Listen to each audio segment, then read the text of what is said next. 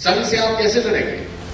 क्योंकि संघ तो कोई रजिस्टर्ड संस्था ही नहीं है, इसकी कोई सदस्यता ही नहीं है, इसका कोई अकाउंट ही नहीं है। तुम्हारा संगठन है कहां? तुम्हारा अस्तित्व कहां है?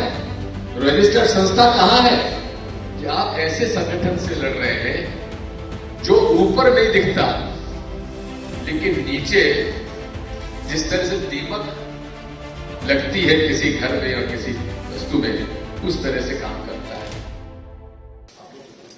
आज हमारी लड़ाई देश में विचारधारा की है। कौन सी विचारधारा से हमारी लड़ाई है, जरा बताइए। कौन से संगठन से हमारी लड़ाई, जरा बताइए।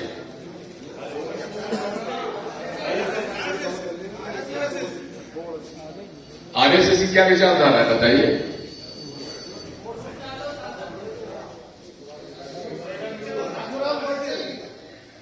उसकी विचारधारा नफरत की है, नफरत की विचारधारा है। और ये विचारधारा, नफरत की विचारधारा कोई केवल संघ तक सीमित नहीं है। ये विश्व में एक विशेष वर्ग है जो फांसीवादी विचारधारा से अपना संगठन को मजबूत करना चाहता है।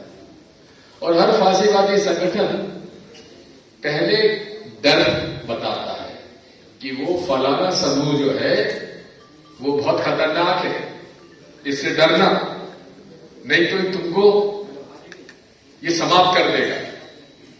तो बात वही है कि खतरा दिखाकर डर पैदा करो और डर पैदा करके स्वयं को बताओ कि हम ही तुम्हारी रक्षा कर सकते हैं, बाकी तुम्हारी कोई रक्षा नहीं कर सकता। कहा जाता है कि हमारा जो धर्म है, हमारा जो अस्तित्व है, वो खतरे में है और उसको केवल हम ही बचा सकते हैं, बाकियों को नहीं बचा सकता। ये कहते हैं कि नहीं कहते? ये लोग कहते हैं कि नहीं कहते हैं? हिंदू खतरे में है, कहते हैं कि नहीं कहते हैं? ये बात 1925 के पहले तो किसी ने नहीं कही। बात यह है कि हमारे इस विचारधारा में हिंदू धर्म को न कभी खतरा हुआ है, न कभी खतरा रहा है। क्योंकि हमारा ये हिंदू धर्म जो है इतना व्यापक है, इतना विशाल है कि यहां सबको उन्होंने स्वीकार कर लिया। ईसाई धर्म पश्चिम में बाद में गया, पहले यहां हिंदुस्तान में आया। ईसा मसीह के बाद 40 साल बाद ईसाई धर्म देश में आ गया था, लेकिन हिंदू धर्म को कोई खतरा नहीं हुआ। इस्लाम धर्म 8वीं सदी में आ गया, फिर भी हिंदू धर्म को खतरा नहीं हुआ। मुगलों का, मुसलमानों का राज 500 साल से रहा, तब हिंदू धर्म को खतरा नहीं रहा। ईसाइयों का, अंग्रेजों का राज 150 साल रहा, तब भी हिंदू धर्म को खतरा नहीं हुआ। आज जब राष्ट्रपति से लेकर नीचे तक सभी हिंदू पद पर हैं, तो फिर हिंदू धर्म को खतरा कैसे हो गया, मैं नहीं समझ पा रहा। यह खतरा केवल बताया जाता है ताकि उनकी फांसीवादी मनोवृत्ति और फांसीवादी विचारधारा को वे आगे ले जा सके और उससे राजनीतिक रोटियां सीख सके और राजनीतिक पद प्राप्त करके पैसा कमा सके। केवल इतनी सी बात अगर आपने समझ ली तो आप इनसे लड़ पाएंगे। संघ से आप कैसे लड़ेंगे? क्योंकि संघ तो कोई रजिस्टर्ड संस्था ही नहीं है, इसकी कोई सदस्यता ही नहीं है, इसका कोई अकाउंट ही नहीं है। कोई यदि संघ का कार्यकर्ता आपराधिक प्रवृत्ति में पकड़ा जाता और कहते हमारा कोई सदस्य नहीं है, अरे भाई तब तुम्हारा संगठन ही रजिस्टर्ड नहीं है, सदस्यता ही नहीं होती, तो संघ के सदस्य हम बताएंगे कैसे? नाथूराम गोडसे के भाई गोपाल गोडसे ने कहा हम तो संघ में रहे, उसकी विचारधारा में रहे।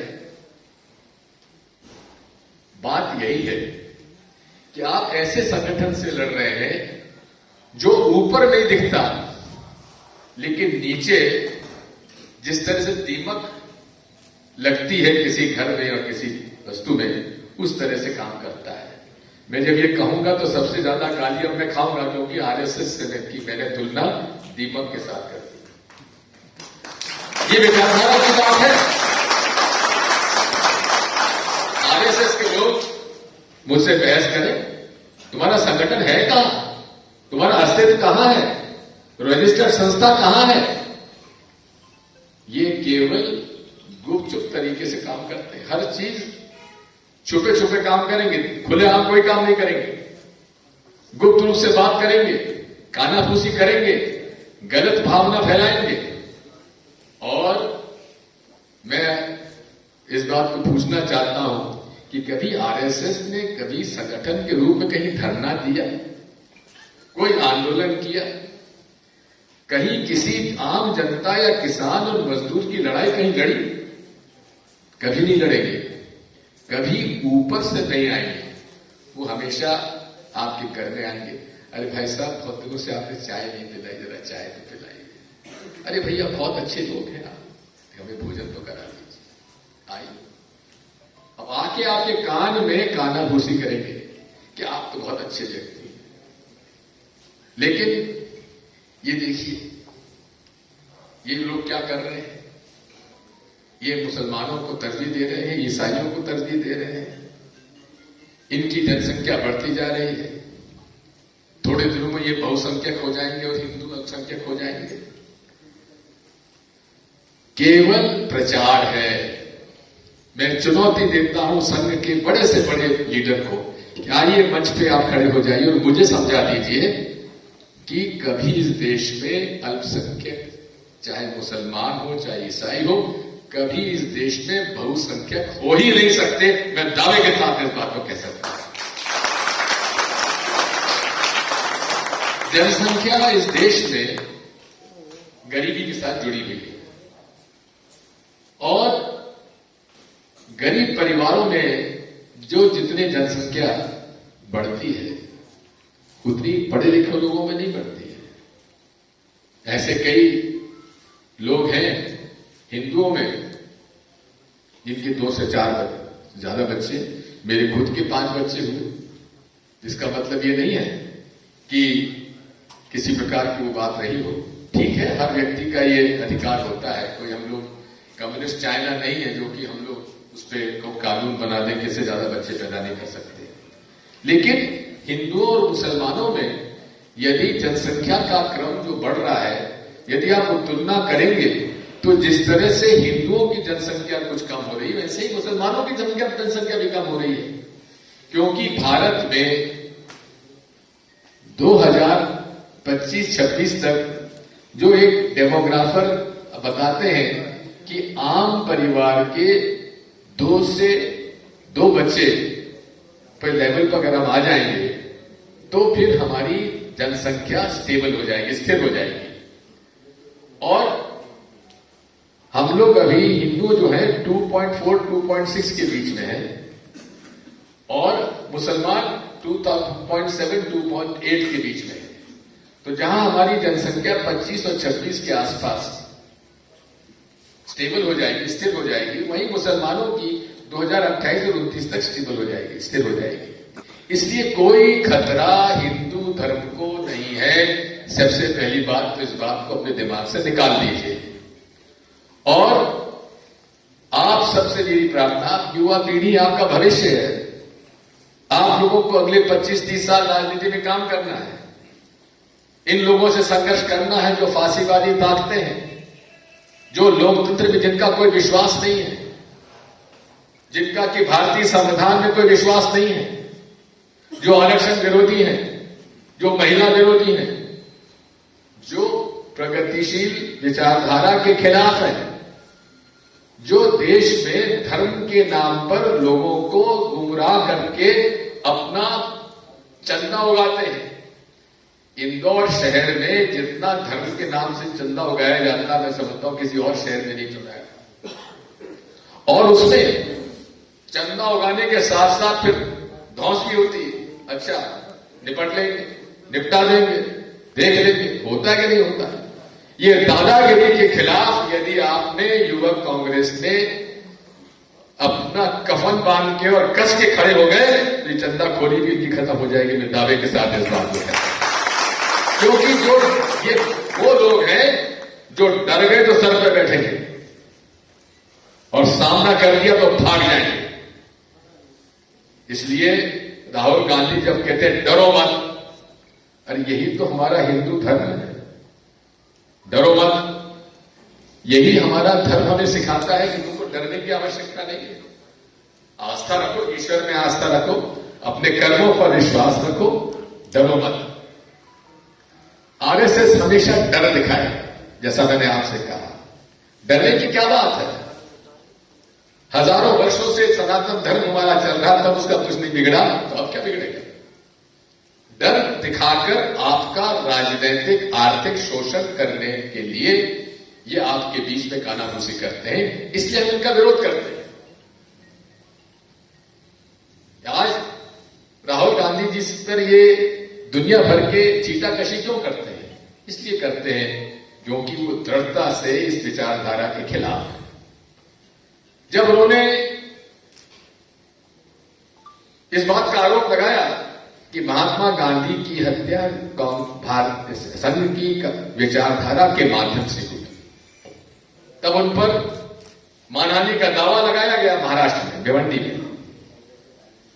बड़े बड़े वकीलों ने उनको राय दी कि राहुल जी माफी मांग लीजिए, या अपने विचार वापस ले लीजिए, या परिवर्तन कर लीजिए। उन्होंने कहा नहीं, जो मैंने कहा है उस पर मैं कायम हूं और रहूंगा, क्योंकि गांधी जी की हत्या इन संघ विचारधारा ने, नफरत की विचारधारा ने हिंसा का रास्ता अपनाते हुए की है। इसलिए मैं अपने वचन पर कायम रहूंगा। और यही एक नेतृत्व होता है, यही पॉलिटिक्स ऑफ कन्विक्शन होती है, राजनीति विचारधारा की राजनीति होती है। इसलिए पहली बात आपसे यह है कि जुड़ो तो विचारधारा के साथ जुड़ो। विचारधारा इस देश की वो विचारधारा है, भारत की वो विचारधारा है जो कि सर्वधर्म समभाव में विश्वास रखती है। मुझे इस बात की प्रसन्नता, आपने स्वामी विवेकानंद का भी यहां पे चित्र लगाया है। स्वामी विवेकानंद का शिकागो का 1893 में उन्होंने जो भाषण दिया था, उसको आप पढ़िए।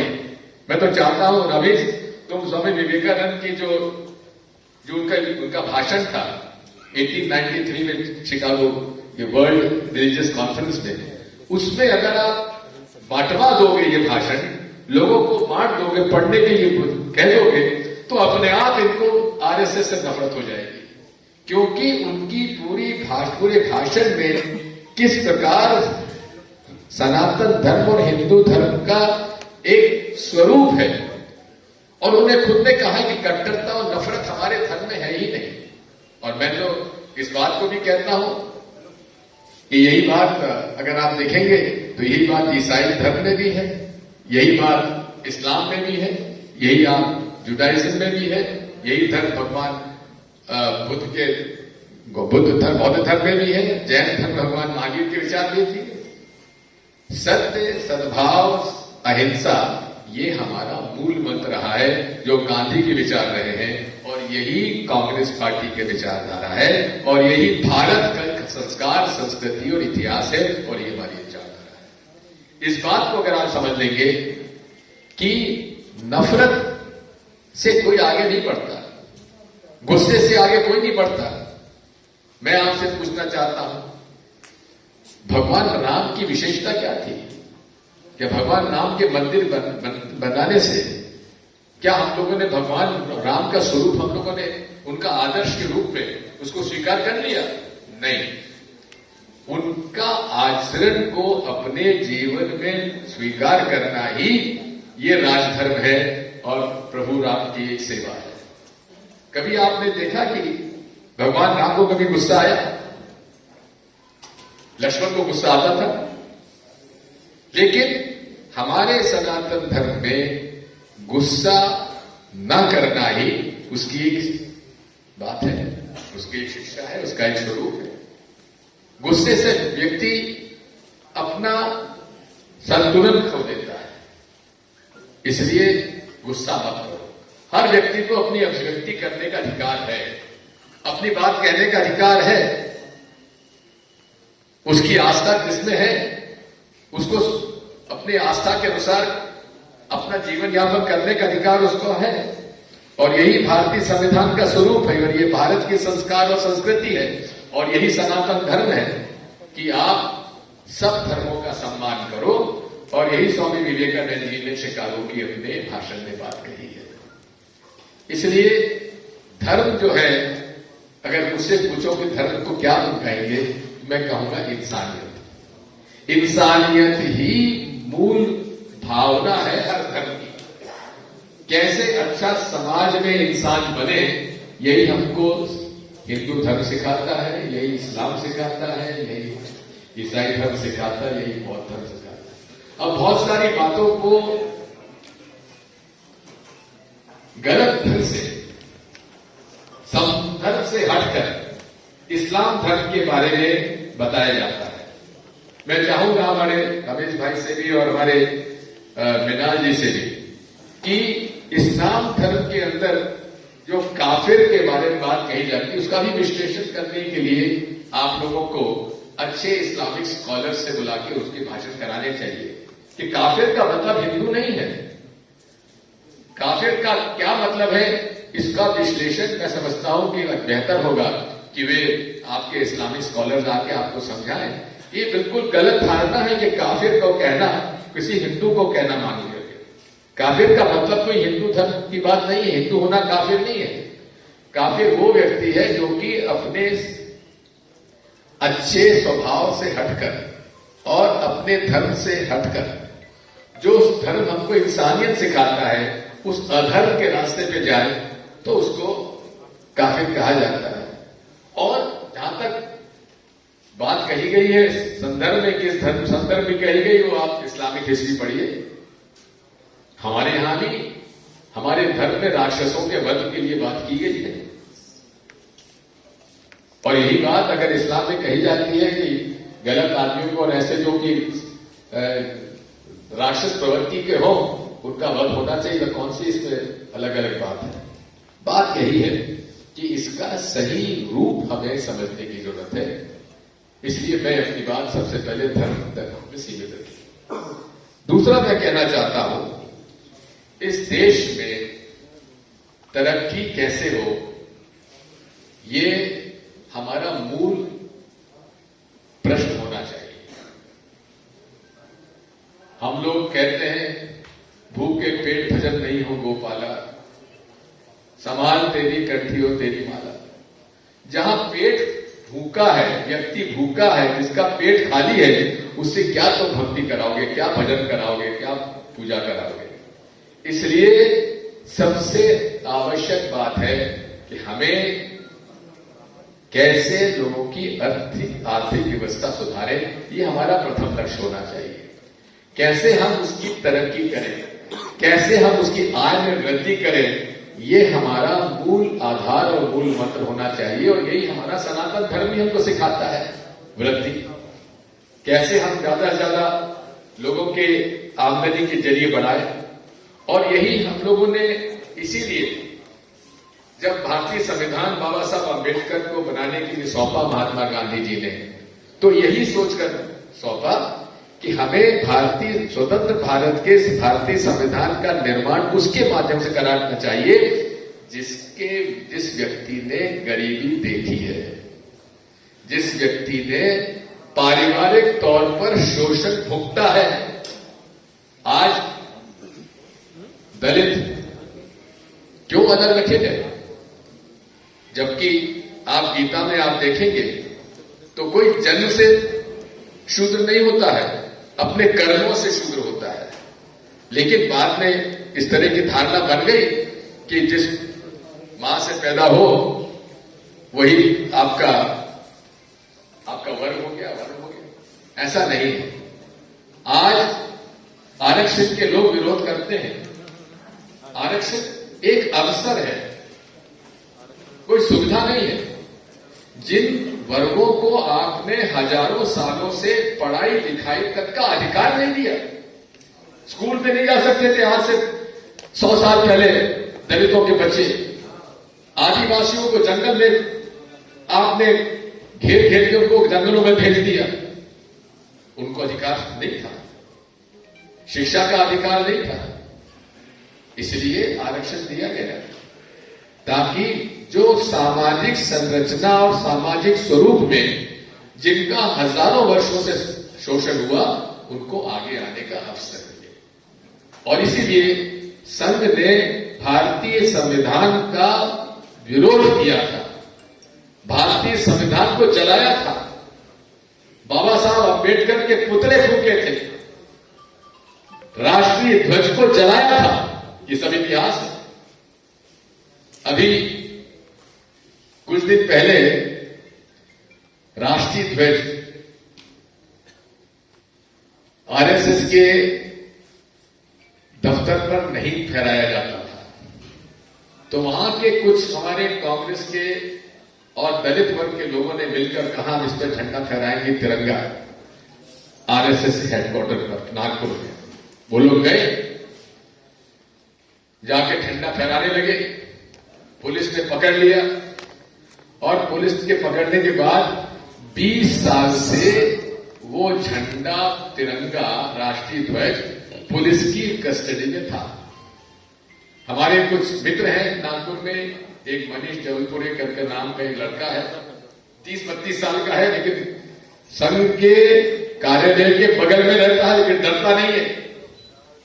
उसने हाई कोर्ट में पीआई लगाई और पीआई लगाई के साथ ये हमारा राष्ट्रीय ध्वज पुलिस की गिरफ्त में, इसको तो यहां से निकलवाओ। तो हाई कोर्ट ने महाराष्ट्र सरकार को नोटिस दिया है कि आप तत्काल इस पर जवाब दीजिए। उस लड़के का साहस देखो, उसने देवेंद्र फडणवीस के खिलाफ, जो कि भाजपा के सबसे बड़े नेता हैं, भूतपूर्व मुख्यमंत्री हैं, उनका एक्सिस बैंक में किस तरह से उन्होंने अपने कुछ लोगों को मदद करने के लिए कुछ निर्णय लिए, उसके खिलाफ भी उन्होंने वहां दावा लगाया। दुबला पतला सा लड़का है, ये 30-32 साल का, लेकिन डरता नहीं, संघ कार्यालय के बाहर रहता है। और उसमें भी देवेंद्र फडणवीस को भी नोटिस इश्यू हो गया। उसके बाद उसने रजिस्ट्रेशन के लिए अप्लाई किया है बॉम्बे, हमारे महाराष्ट्र के चैरिटीज कमिश्नर के सामने, कि साहब मेरा संगठन मैंने बनाया है जिसका नाम है राष्ट्रीय स्वयंसेवक संघ, उसका रजिस्ट्रेशन करिए। पिछले 5 साल से उसका पंजीयन कोई करने की हिम्मत नहीं जुटा रहा है। क्यों नहीं किया जा रहा है? करना चाहिए, लेकिन पंजीयन उसका नहीं हो रहा है।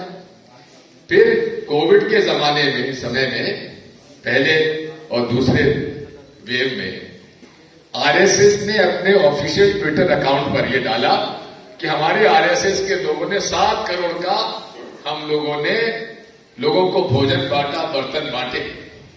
तो उसने वित्त मंत्री केंद्र सरकार निर्मला सीतारमण के सामने एक एफिडेविट दिया है कि साहब ये 7 करोड़ रुपए इनके पास आए कहां से? जबकि अनरजिस्टर्ड संस्था है, इनका अकाउंट नहीं है, तो 7 करोड़ आए कैसे? इन पर मनी लॉन्ड्रिंग एक्ट लगाइए। लगता है नहीं लगता मनी लॉन्ड्रिंग एक्ट? अभी तो लगा नहीं। बात यह है, अगर वो 30-32 साल का मनीष जबलपुरे अगर ये साहस दिखा सकता है, उनके गढ़ में झंडा खड़ा कर सकता है, तो आप लोग क्यों डरते हो? आरएसएस से, भाजपा से डरते हो क्या? जो डरता भाजपा नहीं डरते ना। आओ दबंगाई से मैदान में लड़ो, घबराओ नहीं, डरो मत। क्या करेंगे? राजू भदौरिया का जेल बदर किया था, लौट आया ना। इससे ज्यादा क्या करेंगे? दिग्विजय सिंह पर 5 जगह से मानहानि के दावे चल रहे हैं। 3 आरएसएस ने किए हुए हैं, एक असाउद्दीन ओवैसी ने किया हुआ है, एक रामदेव ने किया हुआ है। मुझे नोटिस देते हैं, मैं जवाब नहीं देता। मैंने कहा नोटिस का जवाब क्यों दूं? आओ बैठा कहा। नितिन गडकरी जी ने मुझ पर मानहानि का दावा किया। अदालत ने मुझसे पूछा क्या आप इनसे क्या कहना चाहते? नितिन गडकरी जी ने कहा कि साहब दिग्विजय सिंह से मैं माफी नहीं चाहता, मैं तो इतना भर चाहता हूं कि वो अपना स्टेटमेंट जो है वापस ले लें। मैंने आरोप लगाया था कि ये कोल ब्लॉक में छत्तीसगढ़ में दिलाने के लिए उन्होंने अपने मित्र को कोल ब्लॉक दिलाया है, उसमें भ्रष्टाचार हुआ है। तो जज साहब ने मुझसे पूछा, लेडी जज थी, मेरी तरफ आपको क्या कहना दिग्विजय सिंह? मैंने कहा मैंने जीवन में अपने जो मैंने बयान दिया है आज तक मैंने वापस नहीं लिया, ये मेरे कैरेक्टर में नहीं कि मैं झूठ बोलता हूं। मैं प्रमाणित करूंगा कि मैंने भ्रष्टाचार किया है। अंतोगत्वा फिर एक बीच के हमारे मित्र थे, गडकरी जी की भी थे, मुझ पर भी थे, हम लोगों की मीटिंग हुई और उसके बाद समझौता हुआ और उन्होंने अपना केस वापस ले लिया। इसी तरह से एक मानहानि का दावा ग्वालियर में एक आरएसएस कार्यकर्ता ने कहा, जब मैंने कहा कि संघ के लोग आतंकवाद गतिविधियों में शामिल रहते हैं तो मुझे अदालत में जाना पड़ा। मैं गया। जब मैंने कहा कि साहब मेरे पास प्रमाण है कि आरएसएस की गतिविधियों में बॉम्ब बनाने की ट्रेनिंग भी शामिल है और आपको निमामा कांड आपको मालूम है, इंदौर के सदाशिव यादव जी, निमामा जी की हत्या इन लोगों ने उसी ने की थी। मऊ में इन्होंने बॉम्ब ब्लास्ट ने किया और आरोप लगा दिया मुसलमानों पर। जब मेरे पास प्रमाण थे, मेरे पास वीडियो क्लिप्स है, इनके स्टेटमेंट देते हुए कि विश्व हिंदू परिषद के लोगों को सिखाया गया बॉम्ब बनाने का। मैंने जब ये बात कहूंगा तो मेरी को गालियां पड़ना है पड़े, मुझे फर्क नहीं पड़ता, क्योंकि मैं इससे डरता नहीं। जो डरा सो मरा, याद रखा। इसलिए डरो मत। आज हमारे आपसे चर्चा ट्रेनिंग का प्रोग्राम का एक मूल मंत्र है कि जो आरएसएस से डरा सो मरा। क्या कर लेंगे? जेल भेजेंगे, चले जाएंगे। महात्मा गांधी कितनी बार जेल गए, पंडित जवाहरलाल नेहरू कितनी बार जेल गए, पंडित मोतीलाल नेहरू कितनी बार जेल गए, सरदार वल्लभ भाई पटेल कितनी बार जेल गए, अब्दुल कलाम आजाद साहब कितनी बार जेल गए, शहीद भगत सिंह को फांसी हुई, अशफाकुल्लाह को फांसी हुई। बात यही है, देशभक्ति गुलामी नहीं है।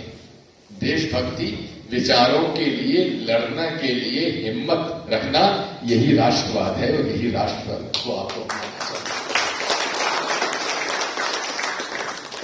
किसी को गाली दे जाना, किसी को भला बुरा कह देना, किसी के धर्म और आस्था को उसको उसके खिलाफ जहर उगलना, नफरत फैलाना, ये राष्ट्रवाद नहीं हो सकता। इसे हमें समझना पड़ेगा। मैं ये कहना चाहता हूं कि आज पूरे देश में यदि आप विश्लेषण करेंगे, तो इंदौर की बात करता हूं, इंदौर शहर की बात करता हूं। इंदौर शहर में स्मैक का धंधा, अवैध शराब का धंधा, जुआ और सट्टा कौन लोग खिलाते हैं, आप उनके लोगों का विश्लेषण कर लीजिए। मैं नहीं कहता कौन लोग हैं, आप खुद देखिए। क्योंकि ये लोग हिंसा से लोगों को दबाने डराने के लिए आ जाओ निपटा देंगे, ये कर देंगे, वो कर देंगे, इसलिए डरने की आवश्यकता नहीं है। क्या कारण है कि भाई हमारे कई ऐसे लोग हैं जिन पर हमला भी हुआ, जिनको रोज ठोस दपट मिलती है, उसके बाद भी दृढ़ता से जमीन पर डटे रहते हैं। अभी मंडला जिला आदिवासी जिला शांतिपूर्ण जिला रहा है, लेकिन भारतीय जनता पार्टी आने के बाद एक अजीब सा माहौल हो गया, गैंग बन गए और खुले आप सोशल मीडिया पर खड़े होकर वो कहते हैं हम फलाने गैंग के सदस्य हैं।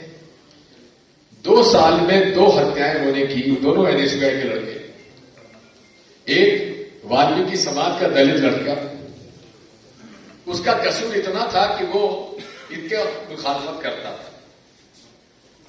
उसको पहले गोली मारी और गोली मारकर उसके ऊपर जीप चढ़ा दी, हत्या कर दी। करने वाले कौन थे? बजरंग दल के कार्यकर्ता। मैं वहां गया, दबाव डाला, वो सब गिरफ्तार हुए।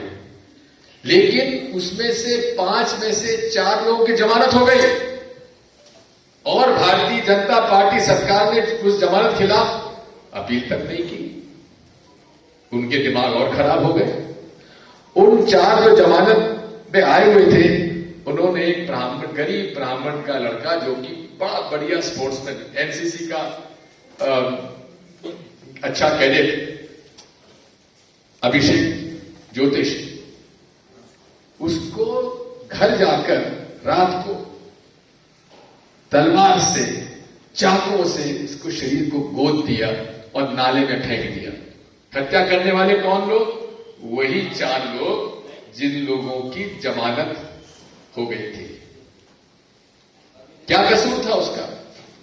उसका कसूर यह था कि एक मित्र तो उसका था, ब्राह्मण लड़का, उसको बचाने के लिए उसको मार ठोक रहे थे तो बचाना चला गया। इस बात पर नाराज होकर उन लोगों ने उसकी हत्या कर दी। और दुख इस बात का होता है, जिस मिश्रा जी जिसको बचाने वो गए थे, उसी लड़के मिश्रा जी ने उन लोगों से समझौता करके उस लड़के की, अभिषेक की हत्या कर दी। बात यही है, ये विचारधारा से लड़ने के लिए हमें हिम्मत अपनाना पड़ेगा। ये लोग कानाफूसी से सारा काम करते हैं। झूठ को सच और सच को झूठ करना एक उनके लिए एक रणनीति हथियार है। धार्मिक उन्माद फैलाना उनके लिए राजनीतिक हथियार है। राजधर्म और राजनीति में यही फर्क होता है। राजधर्म सत्य, सद्भाव और अहिंसा से चलता है और राजनीति नफरत से चलती है। यही हमको उसको समझाने की आवश्यकता होती है। ये पहले जब आरएसएस ट्रेनिंग प्रचार करता है तो इसी तरह से करता था, कानाफूसी करके, झूठ को सच और सच को झूठ बनाने। और मोदी जी तो बोलते ही है, झूठ बोलो, जोर से बोलो, बार बार बोलो। तो ये बात प्रचारक के रूप में ये समझाते रहे। और कांग्रेस की कमजोरी यही है और रही है कि हमने युवकों को पॉलिटिकल ट्रेनिंग नहीं दी। पॉलिटिकल ट्रेनिंग की आवश्यकता है और यही पॉलिटिकल ट्रेनिंग की आवश्यकता के लिए राजीव गांधी जी ने शुरुआत की थी। बीच में कमी आई, लेकिन राहुल जी ने ट्रेनिंग प्रोग्राम को जो महत्व दिया है, और बिलाल हमारे पास बैठे हैं, हमारे एनएसयूआई के प्रेसिडेंट रहे बिलाल जी। तो सचिन राव साहब बड़े अच्छे गांधीवादी विचारक हैं। वर्धा में उनके ट्रेनिंग प्रोग्राम चल रहा है। उन्हीं की ट्रेनिंग के माध्यम से यहां पर भी ट्रेनिंग दी जाएगी। विस्तार से सारी बातें बताई जाएंगी, उस पर मैं नहीं बोल रहा हूं। लेकिन एक बात आपसे जरूर कहना चाहता हूं कि सोशल मीडिया पर एक्टिव रहो। जितने भी राहुल गांधी जी, कांग्रेस, प्रियंका जी, मध्य प्रदेश कांग्रेस, कमलनाथ जी, इनके जितने भी आपको सोशल मीडिया पर पोस्ट आती है, चाहे इंस्टाग्राम पे हो, चाहे फेसबुक पे हो, चाहे ट्विटर पे हो, उनको शेयर करो। ज्यादा ज्यादा व्हाट्सएप ग्रुप बनाओ। यहां जितने लोग बैठे उनमें से बताओ व्हाट्सएप ग्रुप पर कौन कौन शामिल है, हाथ उठाओ। जो लोग शामिल नहीं है वहां उठाओ। सब लोग। अच्छा, तुम नहीं हो? नहीं हो? क्यों नहीं हो? है? अच्छा, फोन में तेरे को तुम मुझसे लेना है, लेकिन आप एक शर्त पे, 1 साल में ज्यादा ज्यादा व्हाट्सएप ग्रुप बना के दिखाएगा। ऐसे लड़का एक और था श्योपुर का, ऐसी मीटिंग में एनएसयूआई का ट्रेनिंग प्रोग्राम, उसने कहा साहब मेरे पास फोन नहीं, मैं कहा चल मैं तेरे को देता हूं। और उसने यार उसके 50 व्हाट्सएप ग्रुप बना के मुझे बताता है। तो मैंने बाकी बात जी आप उसे फोन दिलवाएंगे और बाकी आप उससे ले लीजिएगा, कोई कमी आएगा।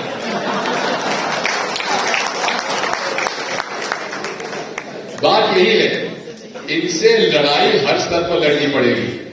सड़क पर, सोशल मीडिया पर, विधानसभा में, संसद में, न्यायालय में। उसके लिए साहस की आवश्यकता है और भाजपा जिस तरह से और संघ लोगों का दिमाग बिगाड़ती है, जो लोगों के गलत भावनाएं और गलत विचार उनके दिमाग में भरती है, उसको मुकाबला करने के लिए प्रशिक्षण आवश्यक है।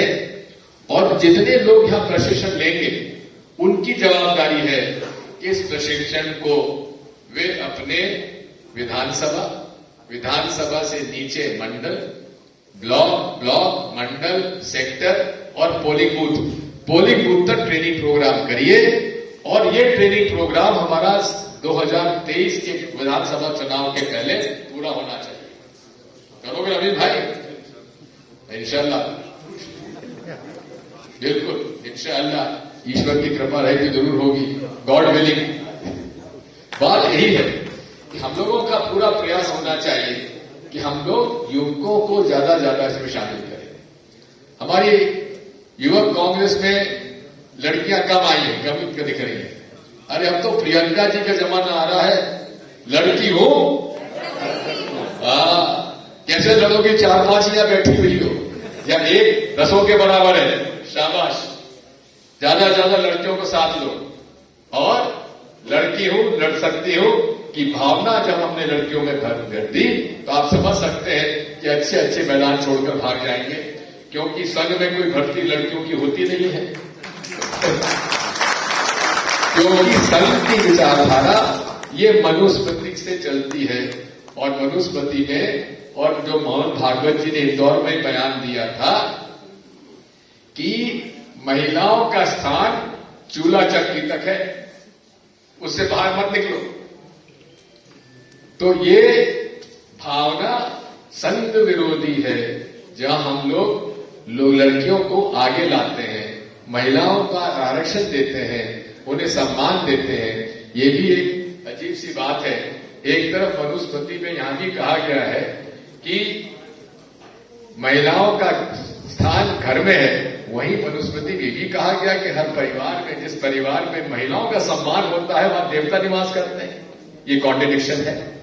लेकिन इसका मतलब ये नहीं कि उनको चूल्हे चक्की तक साथ आप उनको वहीं तक सीमित कर दीजिए।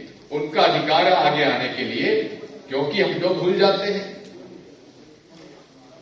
महारानी अहिल्या बाई, उनकी बराबरी का कोई खोलकर राजा नहीं हुआ जो अहिल्याबाई ने नाम किया। झांसी की रानी लक्ष्मीबाई के बराबर कोई योद्धा नहीं रहा होगा। इंदिरा गांधी से बड़ा कोई हमारे लिए सम्मानजनक नेतृत्व न रहा होगा, जिसने कि इतिहास तो बदला के बदला भूगोल तक बदल दिया। बात यही है, लड़कियों का सम्मान करो, उन्हें आगे आने का अवसर दो, तुम्हारी बॉडी में अधिक से अधिक लड़कियों का उसका समावेश करो, उनका सम्मान करो, उनकी रक्षा करो। कोई भी गुंडागर्दी करता है तो सबसे पहले युवक कांग्रेस जाकर उस गुंडों को ठीक करो, ठीक करने से मतलब मार करो, उनको समझाओ, क्योंकि हम लोग हिंसा का रास्ता नहीं अपनाते, हम लोग अहिंसा का रास्ता अपनाने वाले लोग हैं। आखिरी में आपसे ये जरूर कहना चाहता हूं, इस देश में, हमारे प्रदेश में सबसे ज्यादा कोई समाज और समूह है तो आदिवासी है। 22% आदिवासी है। आदिवासी युवतियों को आगे लाने की आवश्यकता है। 16-17% हमारा दलित है। अच्छे पढ़े लिखे लड़कों को, और हमारा अशोक बैठा हुआ है, इसका बेचारी शादी भी नहीं हो पा रही। बात यही है कि दलितों के युवकों को और आगे लाने की जरूरत है, और दलितों को आगे लाओ, दलित लड़कियों को भी आगे लाओ, उनको सेवा का मौका दो, उनको स्थान दो, आगे आने का अवसर दो, ट्रेनिंग प्रोग्राम करो। लड़कियों के लिए अलग से ट्रेनिंग प्रोग्राम करना है, अगर करना तो करो। बात यही है, प्रचार तंत्र से हमें लड़ना है, क्योंकि प्रचार तंत्र में बड़ा मुश्किल है इनसे बराबरी करना। हम जब छोटे थे तो आरएसएस के बारे में सुनते थे कि इनकी प्रचार कैसे करते हैं, खोटी चवन्नी। अगर खोटी चवन्नी दुकान पे चल गई तो आखिर में जाकर के गोली चल गई हो जाता था। तो ये पहले मुंह से, जबान से प्रचार करते थे, अब सोशल मीडिया पे प्रचार कर देते हैं और ऐसे भद्दी बातें लिखते हैं। पंडित जवाहरलाल नेहरू के बारे में कह रहे कि इनके बाप दादा मुसलमान थे। एक लड़की का मैं सुन रहा था आज, पता नहीं कहां से उसको मालूम पड़ गया कि आजादी मिली नहीं है, उसको हमको अंग्रेजों ने 99 ईयर्स की लीज भी दी हुई है। अब ये प्रजाहित करना है, इसका मुकाबला कैसे करोगे? इसका मुकाबला केवल प्रशिक्षण से ही हो सकता है। इतिहास को सही परिप्रेक्ष्य में रखना ये हमारे लिए आवश्यक है। इसलिए आपका ये ट्रेनिंग प्रोग्राम हो रहा है।